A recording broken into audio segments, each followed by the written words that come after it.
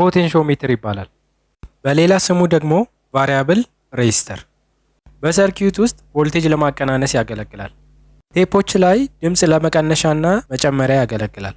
ሁለት አይነት ፖቴንሺዮሜትር አለ፣ የሚሽከረከርና የሚንሸራተት።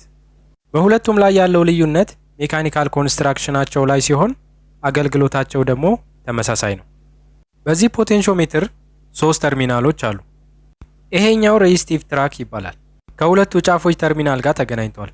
መሃለኛው ክብ ደግሞ ሴንተር ትራክ ይባላል። ከመሃለኛው ተርሚናል ጋር ተገናኝቷል። በሁለቱም ትራክ መሃል ለመሃል ብሪጅ ባር ይገኛል።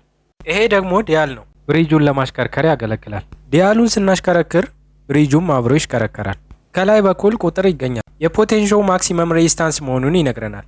የመልቲሜትራችን ፕሮብ መሃለኛው ፒን ላይ እና ዳረኛው ፒን ላይ ብናገናኝ ዲያሉን በማሽከርከር ሬዚስታንሱን እንቆጣጠራለን።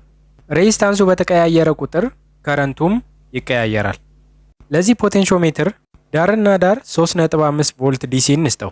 መሃለኛው ፒን ላይ እና አንደኛው ዳረኛው ፒን ላይ ኤልኢዲውን ዲያሉን በምናሽከረክርበት ጊዜ እና ሬዚስታንሱን በምንቀያየርበት ጊዜ ኤልኢዲው የሚሰጠውን ላይት ይጨምራል ወይም ደግሞ ይቀንሳል። ይሄ ማለት ወደ ኤልኢዲው የሚሄደውን ኤሌክትሪክሲቲ ሬዚስታንሱን በመቀነስ ወይም ደግሞ በመጨመር ኮንትሮል ማድረግ መቻል ማለት ነው።